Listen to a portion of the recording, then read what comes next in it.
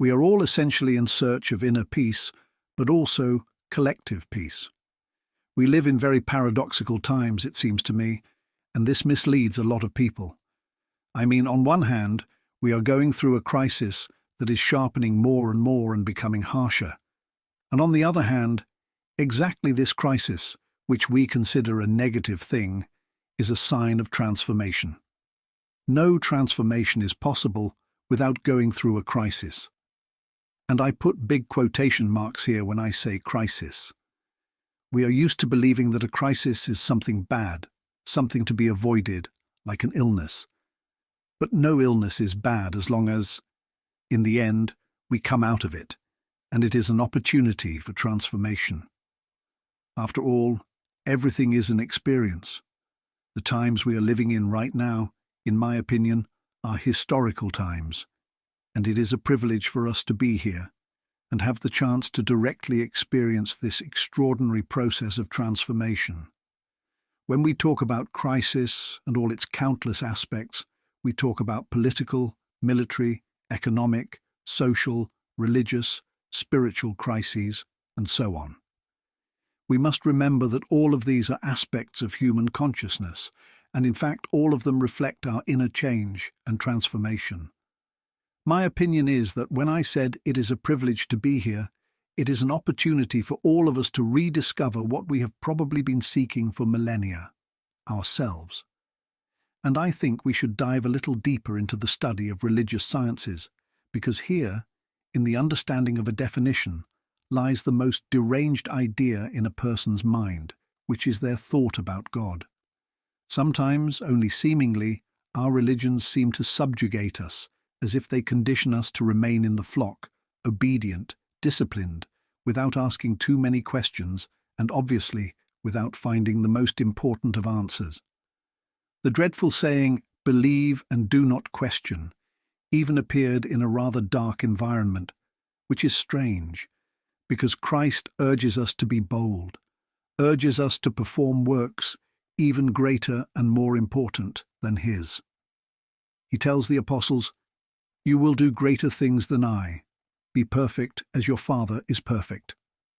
After all, the invitation of all religions is to identify with God.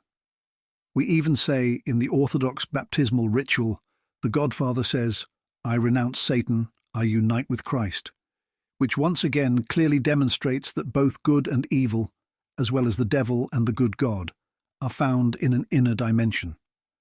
When we talk about the inner dimension of this search, I believe that you truly hit the nail on the head. I've always wondered, how was it possible that, after 2,000 years, Jesus, who was an extraordinary revolutionary, essentially tried to shift the balance, to unbalance it in favor of the self, the inner world, and told people, "Seek me in your heart, not in the temple or elsewhere." How was it possible, I ask, that for almost 2,000 years this search remained external? I believe that the answer to many questions lies here. Essentially, the path of dogma, of institutionalized official religion, has, in fact, abandoned the ideas of this extraordinary spiritual revolutionary, who was Christ. He anticipated all of this and said two phrases that, if we understood them, could ease our experience in this world. He says, "My kingdom is not of this world," and contrasts the Spirit of God with the spirit of the world. In the book of Revelation, when referring to the number 666, it is clearly written, "Let him who has ears hear and a mind understand, eyes to see." One should understand that this number is a number of people. The Greek translation is poor. It is not the number of a man, but the number of people. Ultimately, the manipulator or the dark side of divinity, not this free creation, even of error, called Satan, I believe, suggests to us in the outer world, when all the religions of the world, those that come from the source and preach the same truth, invite us to introspection, invite us to a journey within ourselves. Know thyself, in order to truly become free. It is clear that this paradigm is changing. Even within, unfortunately, however, it is not changing because of institutionalized religions, which in this way will completely lose their power. But even within the organized structures of religions, I've observed this is a collective effort. It is an effort of the herd. That return Jesus speaks about is a personal return to oneself. Seeking truth within means, in a way, withdrawing attention from the outside, while any religion tends to adopt the path of the herd, so to speak. And here lies a practical nonsense. Institutionalized religion loses its influence and social, political, economic, and even military power when the herd turns inward. Here, it is hard for me to believe that without a profound reform of institutionalized religions, this will be possible. A definition of time that I like very much was discovered in the wisdom of the Hopi Indians, who say, "Time is the unit of measure that allows thought to become reality." If we had read the Tibetan Book of the Dead, we would have noticed that the monk Bomo comes to the dying person's ear and tells them what is happening to them in their inner dimension. They have not yet left. They have not left their energetic structures, and they will confront their thoughts, words, and actions. The Orthodox priest says something similar when he absolves the deceased before burying them. May God forgive what they have done with their mind, words, and deeds. Perhaps time is nothing but this extremely precise instrument that puts us face to face with ourselves, face to face with our inner world, and there might be an angel or there might be a demon. The enemy is always in love. We are, in my opinion, once again facing a paradox. When we try to intellectualize, it's like trying to pull ourselves up by our own pants belt with our right hand. It's impossible to define time as long as time is a mental creation. Time can only be felt. It is a perception, something subjective, purely subjective. Time can simply be lived. It cannot be theorized from the perspective of quantum physics, and so on. I am referring to scientific approaches. When it became clear that time belongs to the observer, all classical physics collapsed, meaning it proved its limits. How do we experience time? And here is a misunderstanding. When we speak of the end of times, it doesn't mean we simply won't have any perception of time anymore. That's not what it's about.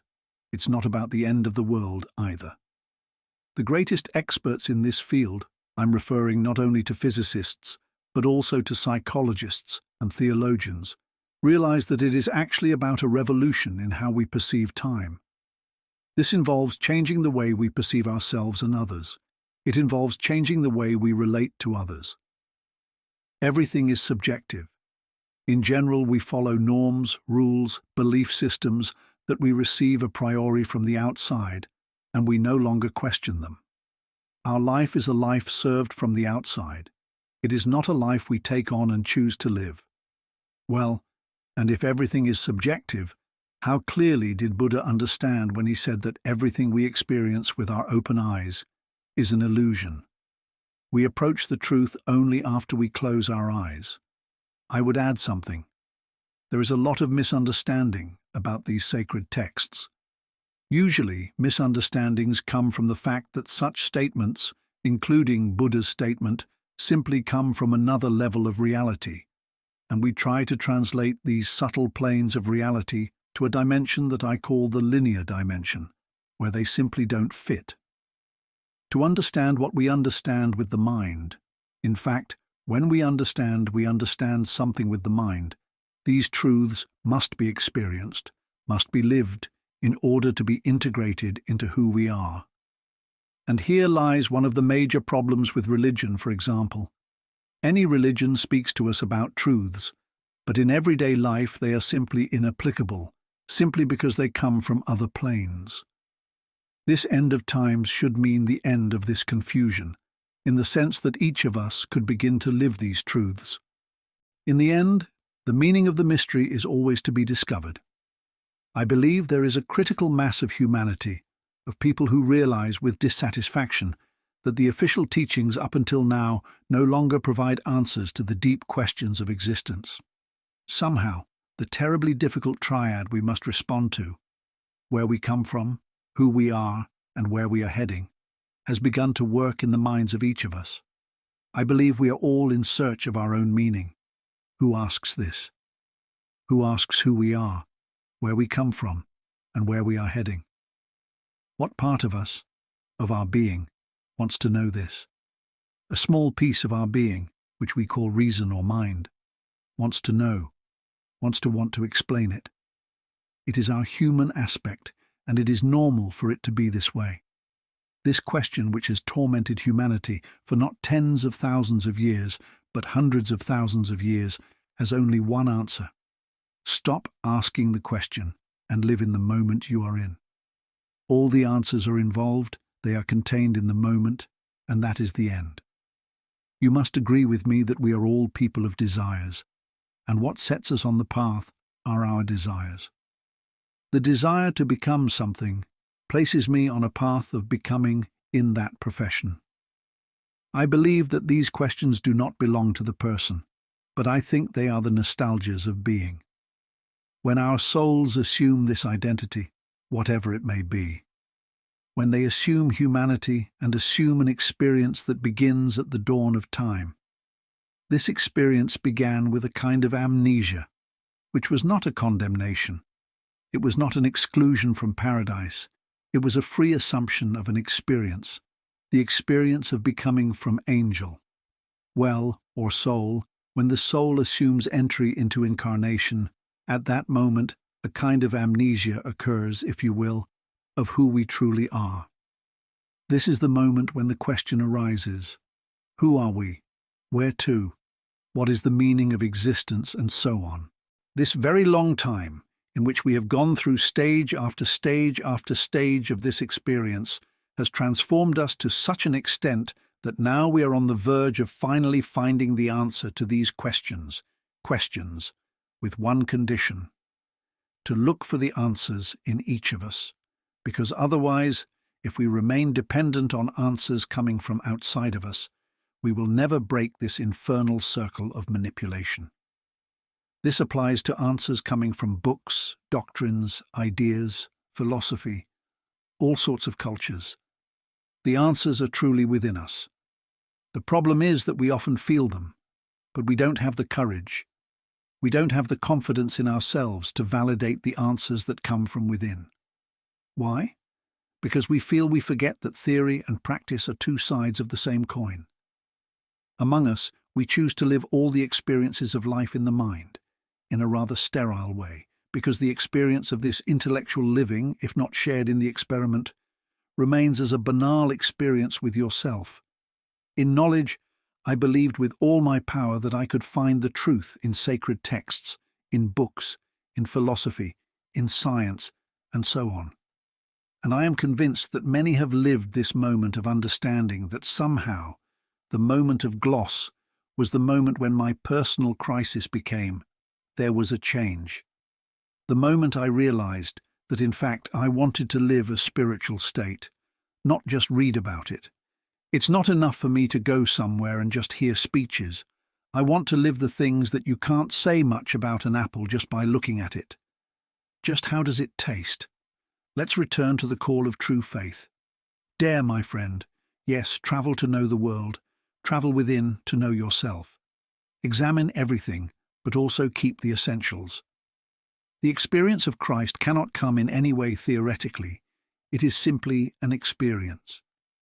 And those who live the experience with Christ, there is a great confusion here between the human aspect of Christ and what is called Christ in spirit.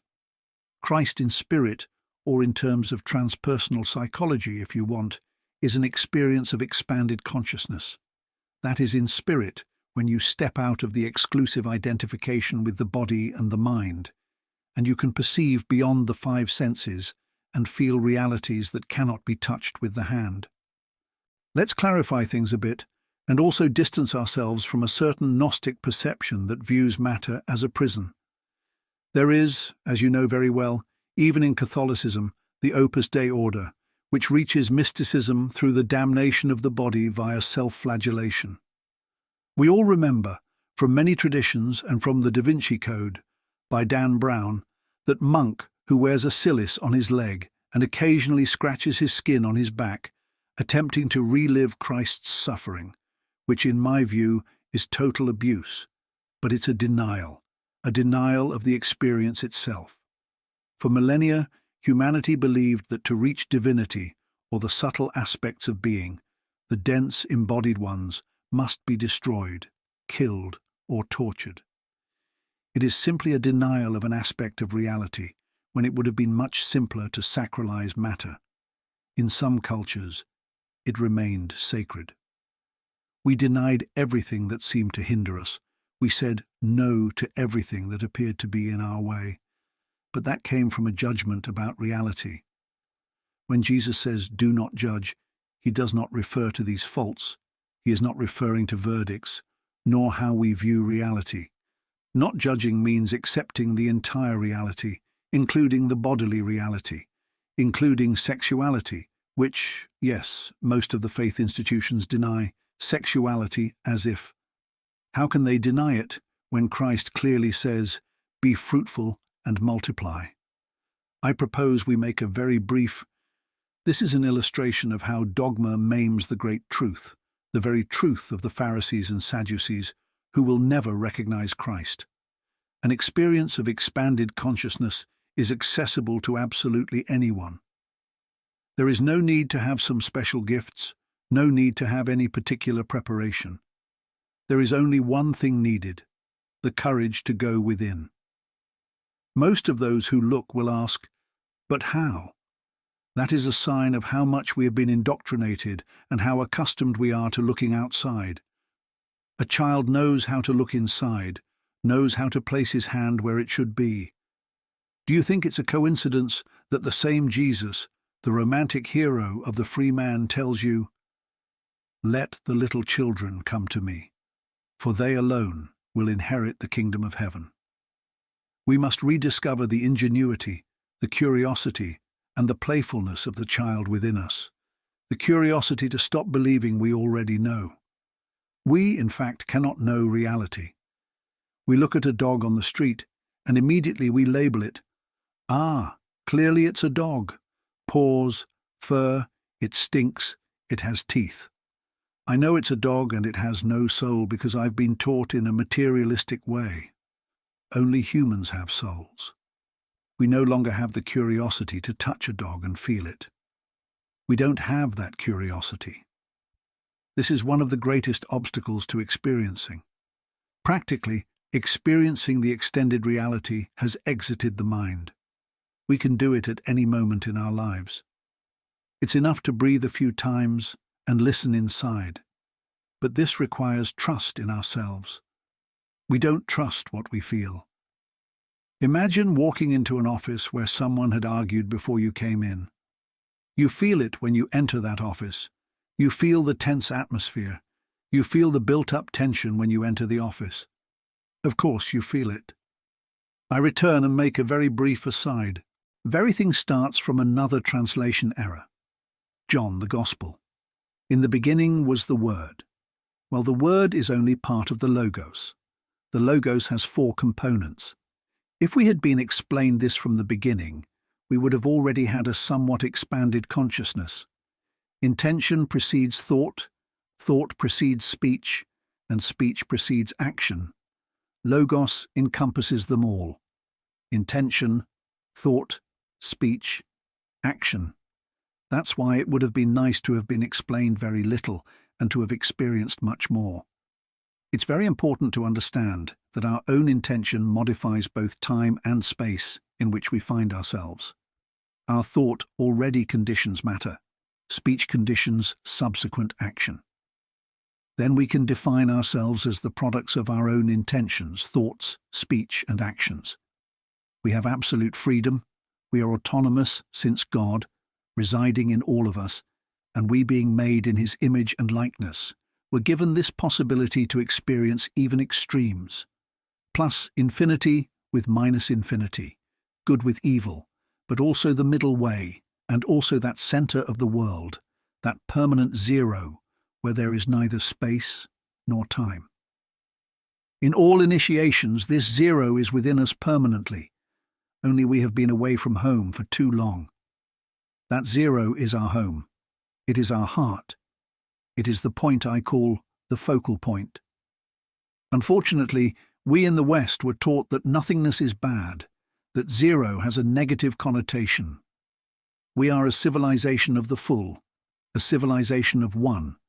But the binary system teaches us that there is a zero and one continuously. Otherwise, no gear in a clock would move. Because I need a void and a full to move things. How do you get out of this Western paradigm where the unseen, the unknown, this mysterious zero has negative connotations? The world is afraid of nothing. The world runs from nothing, the Western world, while the Eastern world remains in permanent ceremony in relation to zero. In my opinion, this comes from our culture. It's something that has been gradually dripped into us, not one generation, but hundreds of generations. It's a mental approach to the world that places a kind of screen between us and reality. There is a point in our being where we can truly choose how the interface between us and reality exists. There are only two types of interface. One is the mental one, where we try to imagine things and it's as if we project them onto a screen. And the second interface is the direct one. It's feeling reality as it is. Why don't we feel reality anymore? The first humans could do this. When souls first incarnated into this very dense realm, they still maintained a connection with what they truly were. Why has this been lost? Why has trust been lost? Why has fear intervened? Those who master their fears but lack character become, a priori, some of the greatest manipulators in the world. Fears cannot be controlled. They can be understood. The moment we realize what they are, that they are our own creations, we can say, without mistake, that the old world, the world up until now, has been dominated by the culture of fear. How do we replace the culture of fear with a superior culture, like that of love, for example, through returning to oneself? It's very simple. When we are external, we fear. When we are internal, we have this perception that allows us to realize that nothing can truly threaten us. Every fear comes from an identification. If I identify with my body, I will certainly believe I am only the body. Then I will certainly believe I am mortal. If I identify, for example, with my energetic body, I will fear being parasitized, polluted, drained by other entities. Speaking of vampires, I believe something can attack me. If I am, for example, identified with my emotions, then my world is an emotional one, and I'm sensitive to everything. Do you think that when Jesus said, "I and the Father are one," from that moment on, he feared any more? Yes, he did, because Jesus completely embraced the nature of humanity, which is dual. For the moment, it will not be dual for long. But for the moment, in the period we are in now, we are still witnessing, and I believe it is a time of extreme duality. Now, as it can be seen, the crisis is at the peak of this game of energies, of what are called complementary energies, which create reality, has reached extraordinary sharpness. But the path is towards unity, towards the total perception that we are one. Not only do we communicate with each other in this total manner, but we are also body, mind, and soul at the same time, without denying any of them, as has happened up until now. We can illustrate this plastically, as in an exercise of imagination. At one level, if we only perceived at the ocular level, we would be just the two of us here. But what if we lifted a bit and saw that we were in a network of streets, in a neighborhood, in a city? The city is linked to the map of a country. That country is linked to the map of a continent, and that continent is part of a planet. The planet is nothing but an organ of a planetary system or a galactic system or a solar system, which in turn might just be a system or circulatory apparatus of the universe, which in turn can only be a drop or a tear of God. And if we play with the expansion of perceptions, we realize that there is never an end. We start from a point, and this spiral has no end. We never stop. Beyond this dense reality, there is first of all an energetic reality, It is a tangle of energies, flows, currents that constantly surround us. Then there are emotions, and then thoughts. All these things are energies that are as real as a chair, only we cannot perceive them with the 5 usual senses. An expansion of consciousness always implies an expansion of perception. Once you have experienced this once, there is no more doubt. You no longer doubt that these things are real. It is very difficult to change this inertia of generations living in fear, the fear of making mistakes, the fear of being damned. These fears have also been somewhat cultivated. I'm not saying it's their fault. It's also ours for allowing ourselves to be led in that direction. But we didn't have the curiosity to see beyond what we were told. We didn't have the curiosity. We desired this dream of a distant alien divinity. We went so far with our human imagination and our fears that we built the image of a god like this, an anthropomorphic one, an angry old man who sits and watches somewhere in the sky with a sword next to him in the shape of a cross, hunting sins and so on. It seems to me like a pure expression of fear, that is, creating such an image of God. It seems somewhat childish to me, but I also see the fears of a child in it. But haven't we also been helped by this false concept of the herd? Don't we all frown when we think of the black sheep? But what if the black sheep, after all, is the only one that is free, the only one that breaks away from the herd, knows itself, sees what kind of sheep it is, and then has the freedom to return to the herd or not? The black sheep should be a very courageous sheep. The herd is always manipulated through fear. Fear is always the best tool for manipulation, and behind manipulation is especially the fact that the manipulator has at their disposal about 9 fears, 9 terrible impulses: fear of death, fear of poverty, fear of loneliness, fear of suffering, fear of ridicule. Each level of being has its own fears. This is the truth. The fear of death is the basic fear of the animal, of the physical body, and that is absolutely normal. The only way to escape fear is by rediscovering self-confidence, rediscovering self-love, rediscovering self-respect. We seek all of this externally, and we are and will be in a perpetual and illusory search because we will never find the answer as long as we stay in the horizontal dimension. We, Christians, unfortunately, make many gestures mechanically, without understanding their meanings. We take communion once a year. What does this mean? It means we bless the holy bread as the body of Christ and drink the holy wine as the blood of Christ. It is an exercise in assimilation or remembering that Christ dwells in each of us. And if we had this awareness, how sad that we only remember once a year that Christ is permanently in us. But if we kept this awareness of the inner Christ, would we still have fear? No, obviously not. Christ fears nothing because he is everything. What could he fear? We are the ones who divide reality into good, bad, light, darkness, preferable, non-preferable, what we like, what light, in quotes. We are there, what we fear, what we reject. No, that is not us. Christ means wholeness, totality, means accepting all that we are, including our fears. It is true that many of the things I later experienced, I understood through the perspective of what I had read. That is, only after I lived through them did I realize what some of those who had experienced the revelation were trying to say. Unfortunately, in our world today, there are many people who search desperately because they feel the need to perceive more, to live on another dimension, and yet they get lost in this theoretical area. I believe that any state that is not called happiness, is ultimately proof of a mistake or an error. I believe our software is suspicious of the word happiness. I prefer the word joy.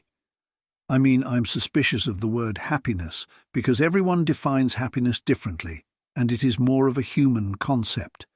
Many of the great mystics speak about joy for a very simple reason. Joy is undressed. Because joy always springs from the moment, from the total acceptance of the moment, from the state of being present. The state of being in its essence is joy. It is joyful. There is nothing unidentified. Many questions are not seeking answers, but by accepting reality as it is, joy springs from that. We had to enter this experience, and this experience, any experience, is transformative. But this experience of incarnations, little by little, and this extraordinary period of transformation, about which we talk so much regarding the end times, in my opinion, is actually a rediscovery of our true nature, of the true nature of being. We believe that God must be something complicated, something extremely, extremely dense and cumbersome. We lose ourselves. In the past, people understood each other by being silent. They felt more back then. We label the things we see. We label them as dead things. I saw a dog. I defined it in my understanding of a dog. What about a stone? A stone, a tree, a flower, a sign, another human being. It is a limitation of reality, a limitation of reality through the mind. We don't even use our five senses properly anymore. We, primarily through our urban sophistication, have denied ourselves an extraordinary, astonishing, energetic exchange of bare souls on the earth. We no longer touch plants and trees with our palms. It seems to us that isolated, not only from the earth, but we have isolated ourselves from ourselves. We have isolated ourselves from the sky. We have cut our ties with the earth. We have blocked the channel that connects us to the heavenly energies, and we wonder why we are in constant suffering and discomfort. Yes, we get lost in the labyrinths of the mind. The mind is not a bad thing. It is not something to be denied. I've heard many amateur spiritual seekers who believe that the mind must be wiped off the good face, that we need to get out of the mind.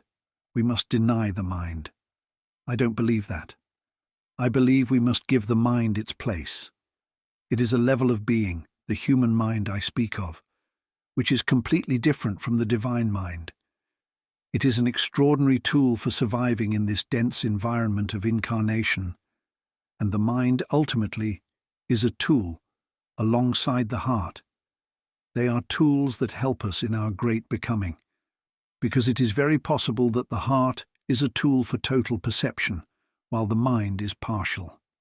It is very possible that if Darwin had included God in his equation, he might have been right, because it has been very clearly observed an evolution of intelligences from mineral to plant, from plant to animal, from animal to human, and today some of us, or perhaps even all of us, are nothing but thinking and speaking animals.